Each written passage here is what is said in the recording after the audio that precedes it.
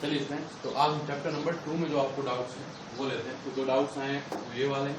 One by one हम doubt लेंगे stop video में, फिर नेक्स्ट वीडियो के अंदर क्वेश्चन लेंगे। तो सबसे पहला है 2.3। देखो 2.3 कह रहा है कि a circular sheet of radius 5 cm is placed in the uniform electric field this volt per meter, ठीक है, such that its plane makes an angle 30 degree with the field, ठीक है। Determine the electric flux through the sheet। देखो student, अब क्या बोला गया है कि ये एक सर्कुलर शीट है, ठीक है, यानी वृत्ताकार क्या है, हमारे पास एक शीट है।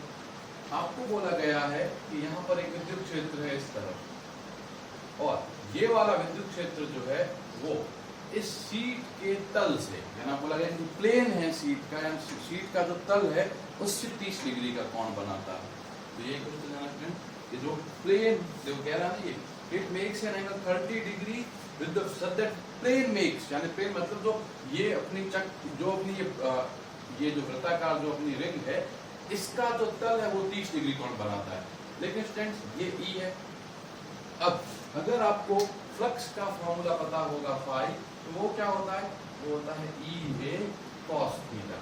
अब स्टूडेंट्स ये जो थीटा होता है ये क्या होता है, विद्युत क्षेत्र का क्षेत्रफल सदिश के साथ बनाया गया, ठीक है फ्रेंड। तो गौर से देखिए कि जैसे मान लीजिए कि ई जो है यहाँ से 30 डिग्री का कोण बनाता है, लेकिन अपना क्षेत्रफल सदिश तो क्या होगा भाई, देखो तल ये है, अगर ये तल है तो क्षेत्रफल सदिश के लंबवत होगा, तो ये 30 डिग्री का कोण, तो ये कितना होगा 60 डिग्री का कोण। समझ में आया? देखो ये ई इस तरफ है, इस तल के साथ 30 डिग्री बना रहा है, तो ये जो अपना एन होगा, जो क्षेत्रफल सदिश होगा, उसका कितना कोण बनाएगा 60 डिग्री। अब तो बस आप पुट कर दीजिए, रेडियस 5 है तो पहले ई का मान कितना दे रखा है, ई दे रखा है 5 गुणा 10 की घात 5, ठीक है, 5 गुणा 10 की घात 5 गुणा ए। देखो उसकी त्रिज्या आपको 5 सेंटीमीटर दे रखी है, और वृत्ताकार है तो उसका क्षेत्रफल क्या हो जाएगा पाई इंटू आर स्क्वायर, यानी कि 5 गुणा 10 की घात -2 का स्क्वायर इंटू कॉस थीटा, तो ये कितना आ जाएगा कॉस 60, ठीक है। अब बस आप सॉल्व कर लीजिए, cos 60 का मान होता है 1/2, और आप सबको सॉल्व करेंगे तो जो हमारा आंसर है वो ही आ जाएगा 1.96 इंटू 10⁻3। अब स्टूडेंट गौर से देखना एक चीज क्या है कि देखो E की जो यूनिट दी है ना, वो दी है क्या, वोल्ट पर मीटर। हमने क्या देखा है कि न्यूटन पर कूलम। अब स्टूडेंट ये दोनों ही जो है ऐसा इकाइयां होती है विद्युत क्षेत्र, न्यूटन पर कूलम भी और वोल्ट पर मीटर भी। अब देखो, अब आप ए से गुणा कर रहे हो मतलब मीटर स्क्वायर से, तो फ्लक्स का इकाई या तो न्यूटन प्रति कूलम इंटू मीटर स्क्वायर होगा, या वोल्ट प्रति मीटर इंटू मीटर स्क्वायर होगा। इस केस के अंदर ये क्या हो जाएगा वोल्ट इंटू मीटर, ठीक है। अब अगर आपको इकाई ई की न्यूटन प्रति कूलम देगा तो फ्लक्स की इकाई ये होगी, लेकिन अगर ये वोल्ट पर मीटर दे देगा तो volt per metre into metre square, 1 metre से मीटर कैंसिल, तो वोल्ट इंटू मीटर। समझ आ गई नहीं? तो ये क्या था हमारा एग्जाम्पल 2.3। नेक्स्ट क्या है 2.4 और 5।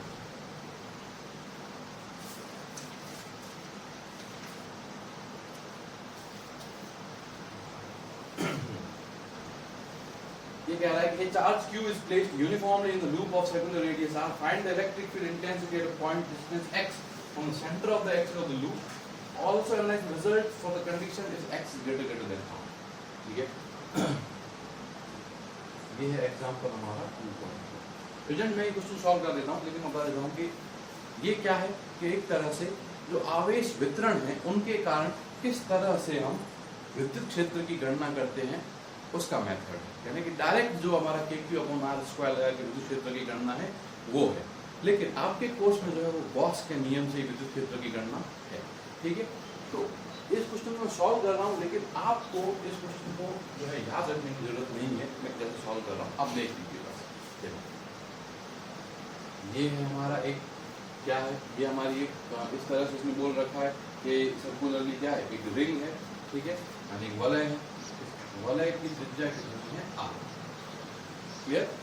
अब इस पूरी की पूरी वलय के ऊपर अपन ने चार्ज दे रखा है, पूरी वलय पर अपन ने क्या दे दिया, चार्ज दे दिया, यानी आवेश। आपको बोला गया है इसके केंद्र से x दूरी पर, इसके केंद्र से x दूरी पर एक बिंदु है अपना P, ठीक है। P पर क्या ज्ञात करनी है, विद्युत क्षेत्र की तीव्रता ज्ञात करनी है। तो स्टूडेंट्स ये वलय है, वलय का मतलब एक तरह से क्या हो गई, जैसे चूड़ी होती है वैसा हो गया। तो सारा का सारा आवेश कहाँ वितरित होगा, इसकी परिधि पर यानी इसकी लंबाई पर। तो अगर लंबाई पर वितरित है तो मैं इसके लिए पहले लैम्डा परिभाषित कर देता हूँ। लैम्डा क्या होगा, जो आपको बोला गया ना, दिया गया आवेश Q है, तो क्या होगा Q अपॉन 2 पाई r। परिधि की लंबाई 2 पाई r होगी, दिया गया आवेश Q है, तो प्रति एकांक लंबाई का आवेश कितना हो जाएगा, लैम्डा Q अपॉन 2 पाई। अब देखो, अब क्या करो कि यहाँ पर एक आवेश लीजिए dq, और यहाँ पर भी एक आवेश, ठीक है, ये आवेश है dq, ये आवेश भी है dq। अब देखो, इस आवेश के कारण यहाँ पे विद्युत क्षेत्र होगा इस तरफ, और इस आवेश के कारण भी विद्युत क्षेत्र होगा। कोई दिक्कत नहीं। मैंने मान लिया कि ये वाला विद्युत क्षेत्र यहाँ से थीटा कोण बनाता है, तो ये भी कितना बनाएगा, थीटा। अब उसको थीटा थीटा क्यों हुए, क्योंकि अपन ने ये दोनों जो अल्पांश लिए हैं वो व्यास के परितः, ठीक है। अब देखो, मान लो ये व्यास के परितः है, यहाँ पर देखो जो दूरी यहाँ से यहाँ की होगी वही दूरी यहाँ से यहाँ की होगी। ये वाली भुजा उभयनिष्ठ है, ये वाली भुजा दोनों में बराबर, क्योंकि ये भी त्रिज्या ये भी त्रिज्या, तो इस कोण को अपन थीटा मानेंगे, तो ये वाला कोण भी कितना हो जाएगा, थीटा हो जाएगा। तो हम देखो अपने को ये क्या अपन साइड से देख रहे हैं, सामने से देखने पर ये वाली तो हम आगे नहीं चीज आपको। अब देखो, अब क्या करिए, आप घटक करिए। तो देखो ये वाला विद्युत क्षेत्र होगा, इसको मैंने DE बोल दिया, इस विद्युत क्षेत्र को मैंने क्या बोल दिया, DE बोल दिया। अब इसे एक्सटेंड करो, देखो ये थीटा, तो ये वाला थीटा हो गया, शीर्षा बिंदु कोण इसका ये, इसका ये वाला थीटा हुआ, तो ये वाला थीटा। अब ये घटक करो, ये क्या हुआ इस तरफ, DE cos थीटा, इसका घटक, इसका ये वाला घटक कितना हो गया, DE sin। इस तरह से ये वाला है, इसका ये वाला घटक अभी भी क्या होगा, DE cos थीटा, और इसका ये वाला घटक क्या हो जाएगा, DE sin। क्लियर हुआ यहाँ तो दोस्तों अपन ने क्या करा कि DE sin थीटा जो है वितरित कर दी DE sin थीटा और cos थीटा में। तो गौर देखो, ऊर्ध्वाधर दिशा के क्षेत्र तो एक दूसरे से निरस्त हो गए। इसके कारण जो DE sin थीटा है ऊपर की तरफ, जैसे DE sin थीटा नीचे की तरफ है, तो इस दिशा में, ऊर्ध्वाधर दिशा में कोई भी विद्युत क्षेत्र नहीं होगा। अगर अपन ने गॉस लॉ की अब जब अपन अनुप्रयोग करे हैं तो अपन देखा होगा किस तरह से अपन इस तरह की चीजों को देखते हैं कि कौन सी दिशा के अंदर होगा। यानी इसका मतलब क्या है, कि सारा का सारा जो विद्युत क्षेत्र होगा वो क्षैतिज दिशा में होगा, और ये किसके इक्वल हो जाएगा, देखो DE cos theta plus DE cos theta कितना हो गया, 2DE cos।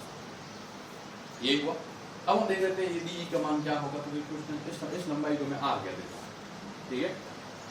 तो देखो ये वाली भुजा हमारी x है, ये वाली भुजा हमारी कैपिटल R है, ये वाली भुजा हमारी स्मॉल r है, ठीक है। अब देखो ये अगर कैपिटल स्मॉल r होगी तो ये वाली भी स्मॉल r होगी, एक ही बात है, ठीक है, क्योंकि दोनों त्रिभुज सेम है। तो देखो r का मान क्या हो जाएगा, under the root r square plus x, यही हो जाएगा। तो इसको अपने को DE क्षैतिज बोलना चाहिए, क्योंकि सारा का क्षेत्र पे अपन समाकलन नहीं कराया, ठीक है। तो DE क्षैतिज, अब ये कितना होगा 2DE। अब फ्रेंड्स यहाँ पर हमारा कितना आवेश है, D, ठीक है, यही हमारा DQ। अब ओके, तो DQ है, तो मैं विद्युत क्षेत्र लिखा, तो ये क्या हो जाएगा, K इंटू DQ, ये तो आ गया K into DQ upon R square, यानी इसका स्क्वायर, इसका मान है इसके बराबर, तो ये क्या आ गया हमारा R square plus X square. तो देखो ये R का मान ये है, लेकिन अपने को तो R स्क्वायर का मान चाहिए, तो वर्गमूल का जो स्क्वायर करेंगे तो ये वो क्या बन जाएगा, सिर्फ और सिर्फ R स्क्वायर का। तो ये हमारा क्या आ गया यहाँ पर, ये हमारा 2 और DE की गणना होगी। अब cos थीटा, cos थीटा क्या होता है, cos थीटा का मान होता है हमेशा आधार बटा कर्ण, यानी कि cos थीटा का मान किसके बराबर होगा, जो हमारा बेस है अपॉन हाइपोटेनस। अब देखो हमारा बेस कितना है यहाँ पर, x, ठीक है। तो इस थीटा के लिए यही हमारा बेस है। अब हाइपोटेनस यानी कि कर्ण किसके बराबर है, r, और r का मान किसके बराबर है, इसके। तो देखो मैं इसको लिख सकता हूँ r square plus x square की घात 1, ठीक है, वर्गमूल हो गया, ठीक है। तो देखो स्टूडेंट ये क्या हुआ, 2kx, 2k और x को कॉमन ले लिया, फिर यहाँ पर ये क्या आ गया, r square plus x square की घात, देखो यहाँ 1 है, यहाँ 1/2, दोनों को जोड़ोगे तो कितना आ जाएगा, 3/2, और यहाँ पर ये हमारा क्या हो गया, ठीक है। ये हमारा क्या हुआ, DE, और ये कौन दिशा में, क्षैतिज दिशा में, मतलब हॉरिजॉन्टल डायरेक्शन में, ठीक है। अब क्वेश्चन है कि नेट जो है फील्ड कितना होगा हॉरिजॉन्टल डायरेक्शन, यानी कि क्षैतिज दिशा में कुल फील्ड कितना होगा। तो अपन क्या करेंगे, इंटीग्रेशन कर देंगे किसका, DEH, ठीक है। अब देखो DEH एंड DE हॉरिजॉन्टल, अब इसके अंदर ये वाली चीजें तो सारी की सारी कांस्टेंट, ये सारी नियत चीजें हैं। देखो x भी दूरी नियत होगी, r भी नियत होगी, k तो नियत है, ठीक है। तो देखो ये क्या हुआ, ये वाली चीज तो बाहर आ गई, 2kx upon r square plus x square की पावर 3, और यहाँ क्या बचा, सिर्फ और सिर्फ इंटीग्रेशन dq। अब मैं ये कैलकुलेट करना है कि यहाँ इंटीग्रेशन dq की वैल्यू क्या होगी। तो स्टूडेंट्स देखो क्या होगा कि जब अपन इस तरह से कैलकुलेशन करते हैं तो देखो किस तरह से इनको देखा जाता है। देखिए एक आपने अल्पांश यहाँ लिया, एक अल्पांश यहाँ लिया, ठीक है, अपने कुछ बिंदु पे निकालना है। अब देखो, अब जब अपन इंटीग्रेशन मतलब होता है जोड़ना, तो देखो जब आपने एक यहाँ लिया, एक यहाँ लिया, तो जब आप एक अल्पांश यहाँ लोगे उसके सामने वाला अल्पांश यहाँ लोगे, इस तरह जब आप एक अल्पांश यहाँ लोगे उसके सामने वाला यहाँ लोगे, एक यहाँ जब लोगे तब एक यहाँ लोगे, एक अल्पांश आपने यहाँ लिया तो एक यहाँ लेना पड़ेगा, एक आपने यहाँ लिया तो यहाँ लेना पड़ेगा। यानी इसका मतलब क्या होगा कि आप जब यहाँ से यहाँ तक चले, आप जब यहाँ से यहाँ तक चले एक भाग में, तो दूसरा भाग अपने आप जो है वो यहाँ से यहाँ की तरफ चले, ठीक है। तो मैं क्या कर रहा हूँ कि अपन ने जो है यहाँ से अपना आधा भाग इस तरह से कवर करा, तो दूसरा वाला आधा भाग अपने आप कवर हो गया, हुआ या नहीं हुआ अपने आप कवर। यार इसका मतलब क्या है कि आप एक बार में क्योंकि दो अल्पांश ले रहे हो, तो इस जो ये इंटीग्रेशन dq का जो मान हो जाएगा ना, इस जो इंटीग्रेशन dq का जो मान हो जाएगा ना, वो क्या हो जाएगा, q/2, क्या हो जाएगा, q/2। अगर देखो, अगर आप एक बार में एक ही भाग लेते, जैसे यहाँ पे अपन दो नहीं लेते, यहाँ पर सिर्फ t cos थीटा लेते, तो पूरा का पूरा चलने पर कितना हो जाता हमारा, q हो जाता। लेकिन देखो अब हमें तो केवल आधे भाग में ही चलना है, जब पूरे भाग का आवेश q है तो आधे भाग का आवेश क्या हो जाएगा, q/2। तो इस कंडीशन में हमारा जो dq होगा वो q/2 के बराबर होगा, यानी ये हुआ 2kx upon r square plus x square की पावर 3/2 इंटू q/2। 2/2 से q कट गया, k का मान k 3qx upon r square plus x square की पावर। तो हम आगे इसमें ये क्या हो गया हमारा, जो है ये हमारा हो गया कि इसके कारण जो ये रिंग है, इस रिंग यानी वलय के कारण त्रिज्या r है, जिस पर आवेश कितना है कुल q है, उसके कारण x दूरी पर विद्युत क्षेत्र का मान आ गया। अब आपको बोला गया है कि आप इसमें ये एस्टिमेट करो कि अगर देखो मैं नेक्स्ट वाला पार्ट यहाँ से कर देता हूँ कि अगर हमारा x का मान r से बहुत बड़ा हो जाए। अब देखो जब x का मान r से बहुत बड़ा हो जाएगा तो x square plus r square का लगभग मान किसके बराबर हो जाएगा, x स्क्वायर। तो जैसे मान लो कि x r से अगर बहुत बड़ा है, तो मान लो कि x r से 1000 गुना बड़ा है। अब आप देखो जैसे मान लो x तो 1000 है, तब r 1 है, तो आप 1000 का वर्ग करोगे तो कितना हो जाएगा, 10 लाख। 10 लाख के सामने एक को तो अपन नगण्य मान सकते हैं, तो 10 लाख प्लस 1 करेंगे तो भी लगभग वो क्या रहेगा, 10 लाख ही रहेगा। तो जहां पर अपना r square plus x square है, वहां क्या पुट कर दो x स्क्वायर। तो देखो e क्या हो गया इस केस में, ये हुआ kqx अपॉन वहां क्या हुआ x स्क्वायर। देखो वहां पर क्या बन गया, वहां बन गया अपना x स्क्वायर की घात 3/2, इस 2 से 2 कट गया, ये कितना आ गया x3। तो देखो इस x से एक x कट गया, तो जिसके बराबर आ गया kq/x। तो इसका मतलब क्या है कि जब आप बहुत ज्यादा दूरी पर चले जाओगे ना, तब ये जो रिंग होगी उसका इफेक्ट खत्म हो जाएगा और इस तरह से कार्य करेगी जैसे कि आपके सामने q आवेश रखा गया है और इस q आवेश से x दूरी पर आप क्या करना चाह रहे हो, विद्युत क्षेत्र की गणना करना चाह रहे हो। ये क्या आ गया kq/x, ठीक है। तो यही आंसर था इस क्वेश्चन का, ठीक है। अब देखिए अब क्या है 2.5। आप ये सूत्र जरूर याद रख सकते हो कि अगर आप जैसे आप जो एग्जाम दोगे आप कंपटीशन, तो कंपटीशन एग्जाम के अंदर ये वाला फॉर्मूला जरूर यूज आ सकता है, लेकिन आपको डेरिवेशन इसका याद रखने की जरूरत नहीं है, ठीक है। ये आपको बोर्ड में नहीं पूछा जाएगा और डेरिवेशन तो सारे बोर्ड के हिसाब से होते हैं।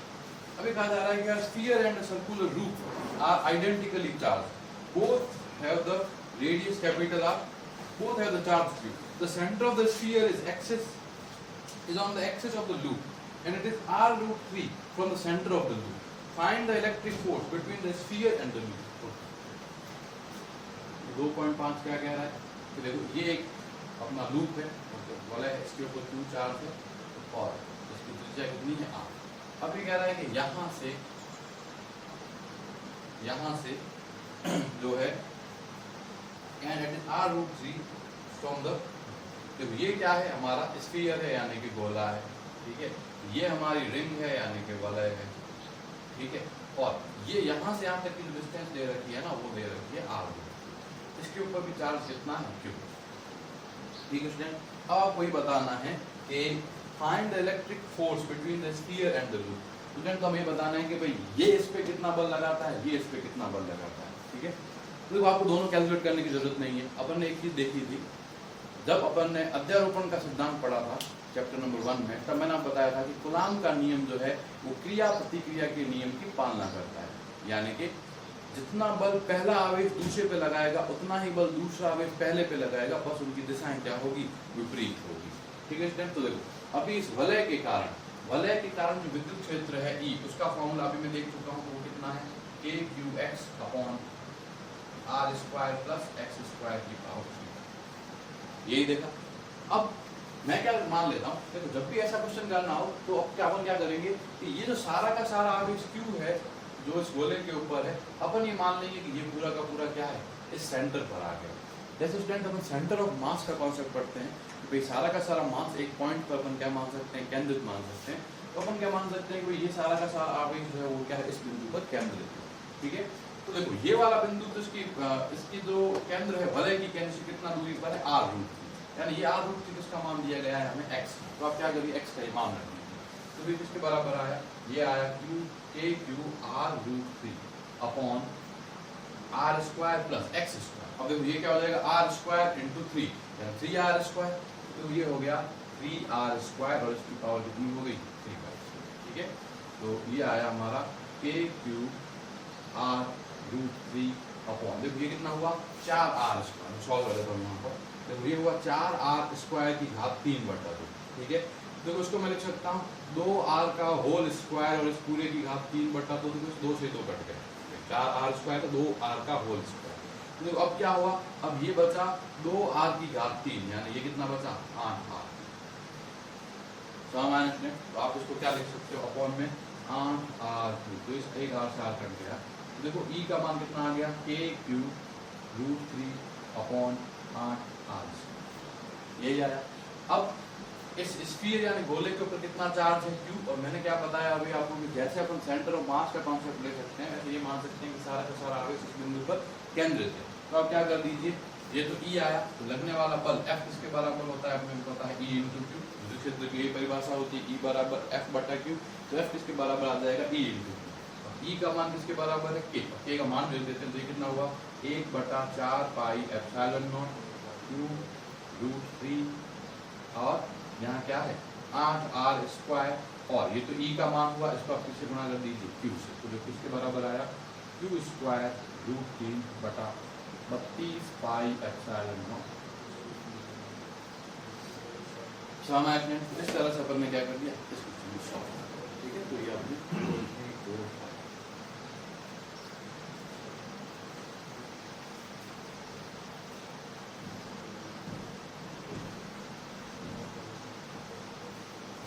नेक्स्ट क्वेश्चन हमारा 2.8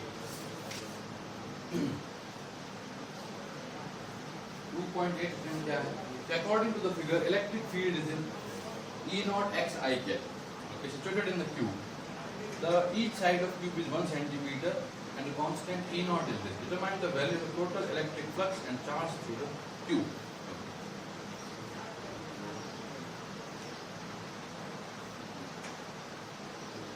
जो हमें क्या बताना, प्रत्येक भुजा से निकलने वाला फ्लक्स, प्रत्येक जो पृष्ठ से निकलने वाला फ्लक्स बताना, यानी कि वो है वो बताना किस तरह से होगा। ये एक्स डायरेक्शन है, ये वाई डायरेक्शन है, ठीक है। अब स्टूडेंट देखो आप, ये ए नाम दे दें, ये ओ होता है, ये बी,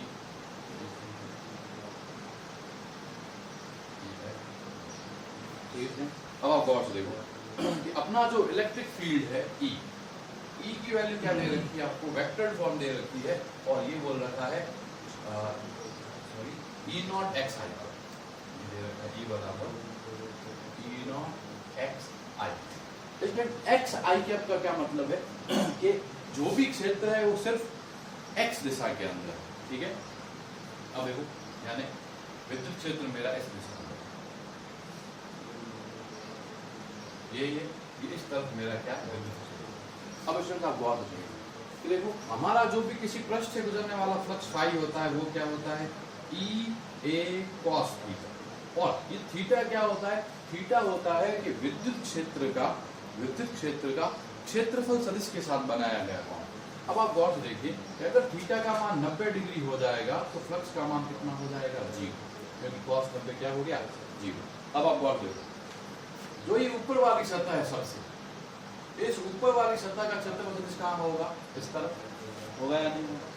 अब देखो क्षेत्रफल इस तरफ है, विद्युत क्षेत्र इस तरफ है, बीच का कोण कितना है 90 डिग्री, यानी कि ऊपर वाली सतह से निकलने वाला फ्लक्स कितना हो गया 0, यानी कि ए बी एफ ई, इससे कितना फ्लक्स निकलेगा 0। इसी तरह देखो जो नीचे वाली सतह होगी ये वाली, इस सतह का इस सतह का जो क्षेत्रफल है वो किस तरफ होगा, नीचे की तरफ। अब क्षेत्रफल नीचे की तरफ है, विद्युत क्षेत्र भी इस तरफ है हमारा, ये कोण कितना है 90, तो यहाँ से निकलने वाला भी फ्लक्स क्या हो गया 0, ठीक है। अब आप देखो, अब आप इस सतह को देखो कौन सा बी एफ जी सी।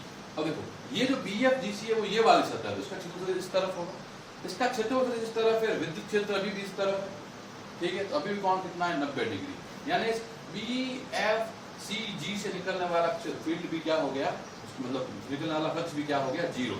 इस तरह इसके जस्ट पीछे वाली सतह, तो देखो ये अपनी बी एफ जी सी ये वाली सतह है, तो इसके पीछे से मतलब ये वाली सतह का क्षेत्रफल इस तरफ होगा और विद्युत क्षेत्र भी इस तरफ है, तो कोण कितना है 90, तो ये भी क्या हो गया 0। यानी कि चार जो भुजाएं हैं, तो चार जो अपने क्या है साइड, चार ये जो है अपने ये प्ले तल हैं, चार जो प्लेन्स हैं, इनसे निकलने वाला फ्लक्स तो क्या हो गया 0। अब दो ही ऐसे प्लेन होंगे जिनसे फ्लक्स निकलेगा, तो पहला कौन सा होगा, पहला होगा ओ ए बी सी, ठीक है। तो ओ ए बी सी से कितना फ्लक्स निकलेगा अपने को ये बताना, ठीक है। देखो अब ओ ए बी सी से कितना फ्लक्स निकलेगा वो हम देखते हैं। देखो निकलने वाला फ्लक्स क्या होता है ई इंटू ए इंटू कॉस थीटा।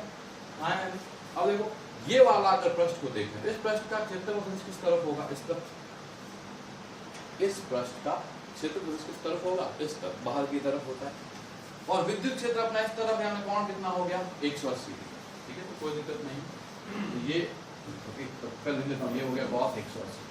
अब इस वर्ग ये क्यूब है, घन है, तो इसकी भुजा कितनी दे रखी है a, तो देखो इसका ये वाला एरिया कितना हो गया a स्क्वायर। अब देखो अब विद्युत क्षेत्र का मान किसके बराबर है, ये है E0, और इसके साथ क्या है x, यानी इसका मतलब क्या है कि अपने को ये बताना है कि x का मान कितना है।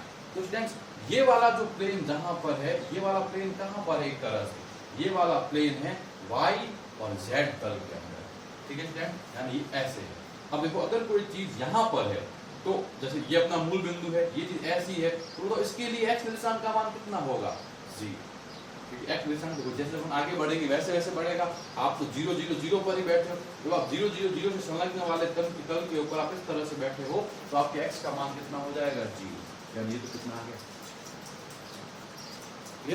ठीक है। ये यहाँ तो 0 हुआ। अब आप देखिए, अब नेक्स्ट जो है वो क्या है D E F G, D E F G। अब देखो D E F G के लिए A का मान इस तरफ होगा, भाई जो भी क्षेत्रफल सदिश होगा वो इस तरफ होगा, ठीक है। यानी ये कितना हो गया, देखो इसका भी एरिया a स्क्वायर होगा, सीधी सी बात है भाई, ये वाला जो प्रश्न है इसका क्षेत्रफल क्या होगा a स्क्वायर। ये क्या हो गया cos 0 डिग्री, ये क्या हुआ E0 इंटू, अब देखो जब आप यहाँ से यहाँ a आगे की तरफ बढ़ गए, तो यहाँ x कोऑर्डिनेट कितना हो गया, इस जगह पर a के बराबर, यहाँ पर x कोऑर्डिनेट 0 था, जब आप यहाँ आ गए x कोऑर्डिनेट वृद्धि होगी, कितना बढ़ जाएगा वो 0 से क्या हो जाएगा 1, तो आपका किसके बराबर आ गया E0 A3, और cos 0 का मान 1, तो आपको E0 और A3 का मान दे रखा है, तो आप बस ये मान पुट करिए आपका आंसर, ठीक है। ये क्या हो गया हमारा 2.8 मीटर, ठीक है। अब हम देखते हैं 2.9।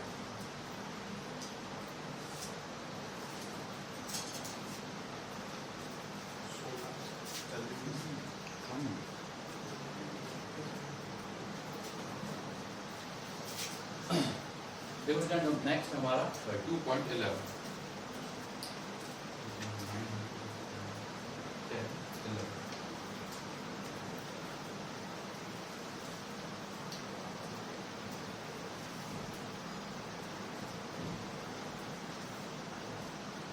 2.1 क्या कहता है कि an electron of radius 0.1 meter revolves around an infinite line charge in the circular path. The linear charge density is this and determine the speed of the electron. तो देखो ये अपने पास एक आपको बोल रखा है एक अनंत जो है लंबाई का तार, ठीक है। इस अनंत लंबाई के तार के कारण r दूरी पर एक इलेक्ट्रॉन पर ऋणावेश है, यहाँ धनावेश है, तो इलेक्ट्रॉन के बल कितना लगेगा इस तरफ, क्योंकि धनावेश तो अपनी ये है तो इलेक्ट्रॉन का ऋणावेश।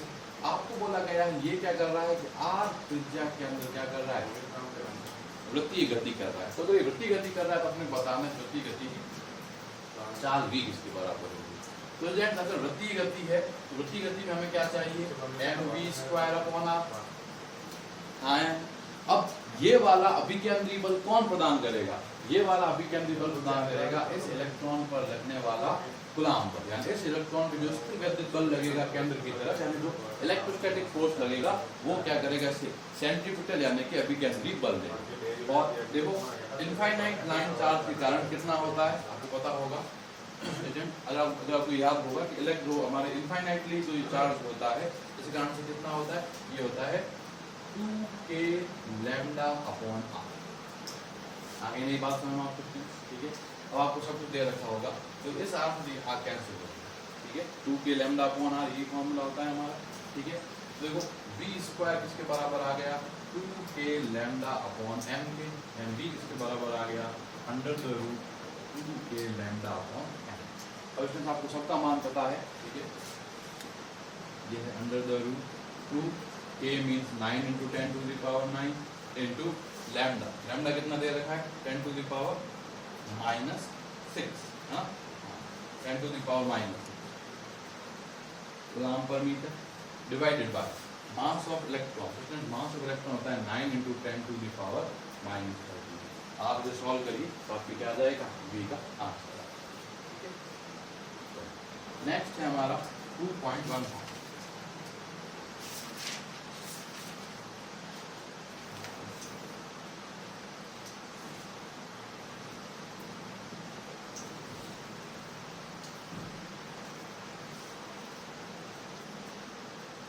A sphere of diameter 10 cm uniformly charged so that the electric field intensity at the surface becomes this. Determine the force on the charge this at a distance 25 from the center of this sphere. Okay friends, देखो आपको क्या बोल रहा है, ये बोला है, ठीक है। इसकी त्रिज्या कितनी दे रखी है हमें 10 cm, ठीक है 10 cm।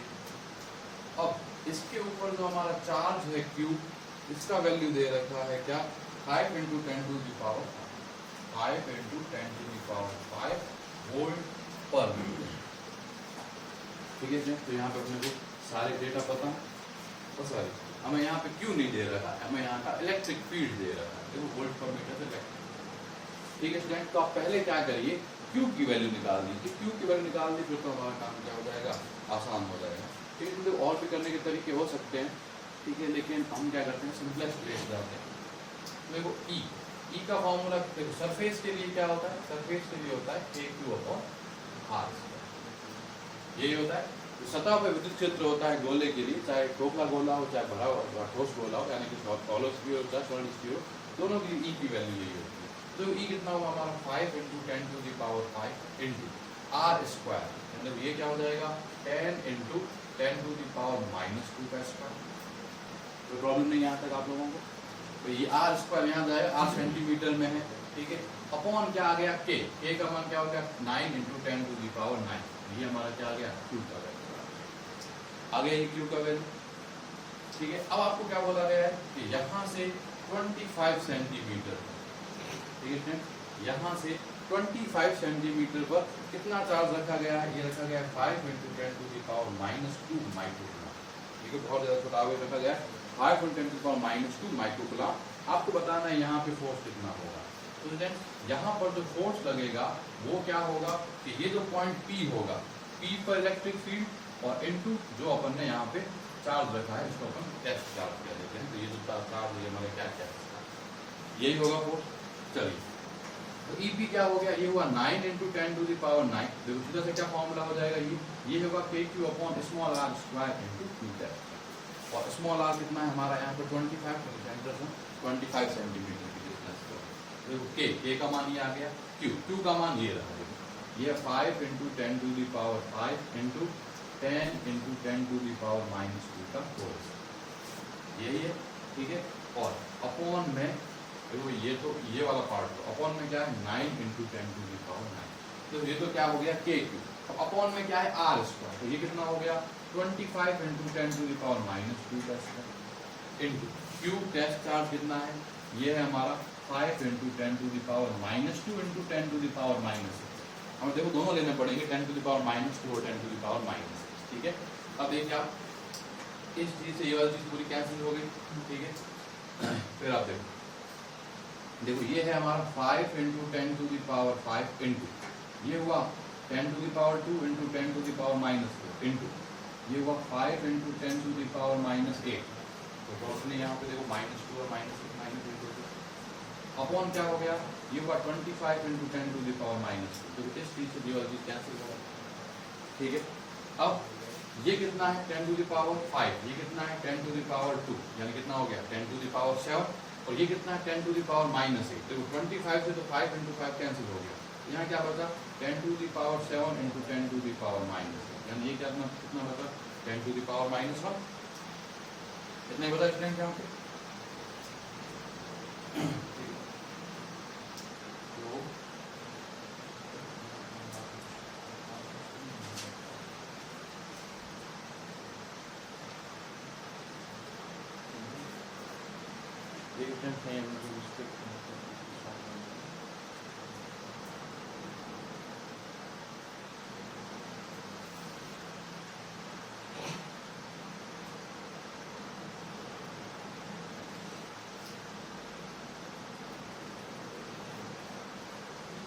ठीक है, तो आप इसका क्वेश्चन को सॉल्व कर लीजिए।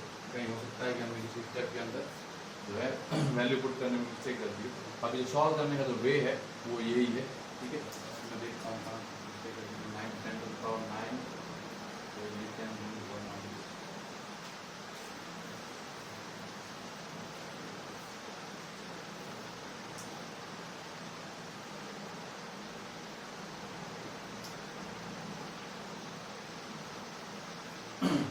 तो हमारे मिस्टेक्स ये है कि यहाँ पे 1 और 25 आएगा, ठीक है। 25 का स्क्वायर कर रहे हैं तो हमने एक लिखा था, तो 10⁻⁻1 अपॉन हमारे क्या हो जाएगा, ठीक है। आप लोग सॉल्व कर लीजिए और आपके पास क्या आ जाएगा, यहाँ पे जो है इसका आंसर आ जाएगा, ठीक है। अब इस चीज को सॉल्व कर लीजिए। ये क्या हो गया हमारा 2.15 वाला